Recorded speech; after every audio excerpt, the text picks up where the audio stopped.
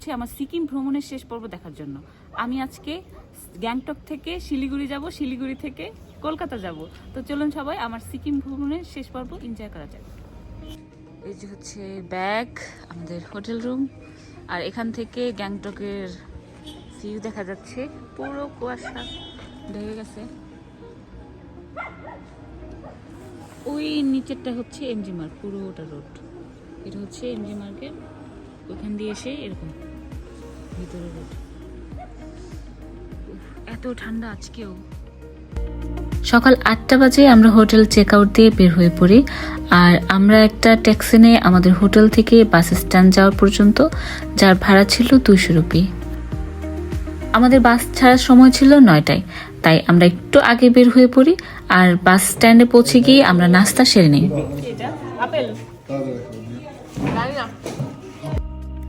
গ্যাংটক থেকে শিলিগুড়ি পর্যন্ত বাস ভাড়া ছিল 200 রুপি।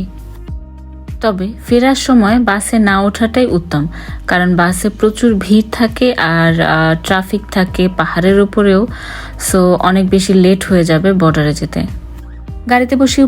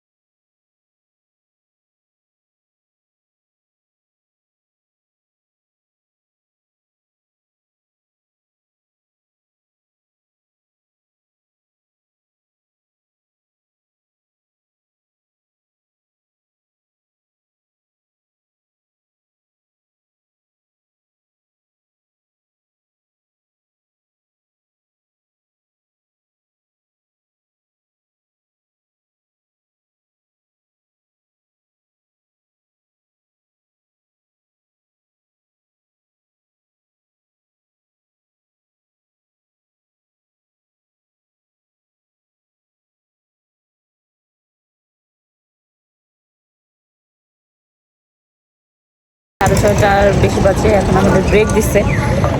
এই দিকটাতে তেমন ঠান্ডা নাই, বাট আজকে এত লেট করতেছে কেন জানি না। বলছে যে 6টার মধ্যে নাকি কলকাতা থাকছে। এখন ব্রেক দিছে, আরও প্রায় 1.5 ঘন্টা প্লাস লাগবে কলকাতা যেতে আর কি, জ্যাম না থাকলেই হয়। তো এই এলাকাটা অনেক সুন্দর, পুরো বাংলাদেশ ফিল হচ্ছে চারিদিকে। শিলিগুড়ি থেকে যদি কেউ কলকাতা বাসে যান তাহলে অবশ্যই ট্রাই করবেন একটু ভালো কোয়ালিটির বাসের টিকিট কাটা, আর না হয় সবচেয়ে বেটার ট্রেনে যাওয়া, কারণ এই লোকাল বাসগুলো ছিল খুব খারাপ। বাস পৌঁছানোর কথা ছিল কলকাতা সকাল 7টায়, কিন্তু সেই বাস গিয়ে পৌঁছায় সকাল 11টায়। এখন 11টা 10 বাজে, মাত্র ধর্মতলা বাস স্ট্যান্ডে নামলাম। এখান থেকে একটু টুকটাক কেনাকাটা করে ফ্রেশ হয়ে দেন চলে যাব এয়ারপোর্টে, কারণ আমার টাইম খুবই কম।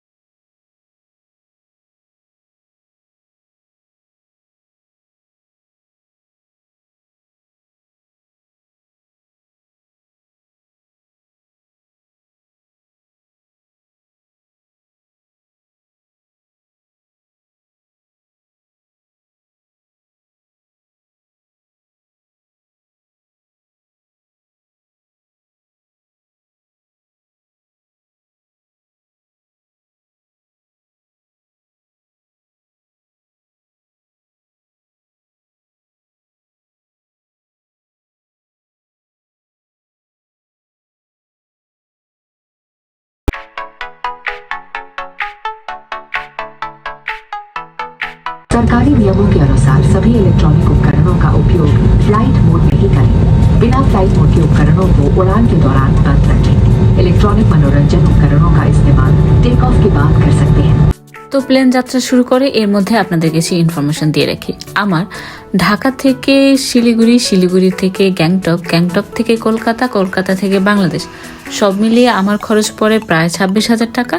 বাই রোডে গেলে মোটামুটি 15,000 টাকায় ঘুরে আসা যাবে সিকিম অনেক ভালোভাবে। দেখতে দেখতে চলে আসি ঢাকার আকাশে। আর হ্যাঁ, আপনাদের সিকিম ভ্রমণ নিয়ে কোনো ইনফরমেশন জানা থাকলে অবশ্যই কমেন্ট করবেন, আমি রিপ্লাই দেওয়ার চেষ্টা করব। আর আমার এই ভিডিওটা কেমন লেগেছে তা কিন্তু জানাতে একদমই ভুলবেন না। আমার সিকিম ভ্রমণের 1 থেকে 5 পর্ব যদি দেখেন তাহলে সিকিম ভ্রমণের A to Z খুঁটিনাটি বিষয়ে সবকিছু জানতে পারবেন।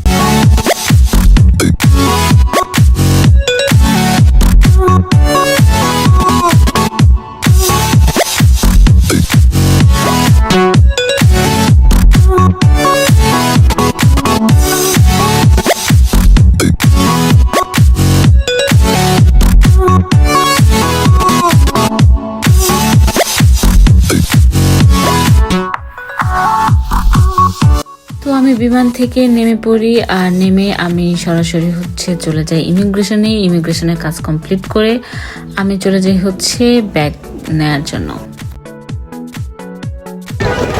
ওকে, ফাইনালি আমি বাংলাদেশ পৌঁছে গেছি, আর এখন বাজে প্রায় 4টা। ইমিগ্রেশন শেষ করতে করতে অনেক টাইম লেগেছে। তো হোপফুলি আপনাদের এই জার্নিটা বা এই ব্লগটা সবার ভালো লেগেছে, অবশ্যই জানাবেন কমেন্টে। আর আমার চ্যানেলটা সাবস্ক্রাইব করে আমার পাশেই থাকবেন নতুন নতুন ট্রাভেল ভিডিও দেখার জন্য। ভালো থাকবেন সবাই, আল্লাহ হাফেজ।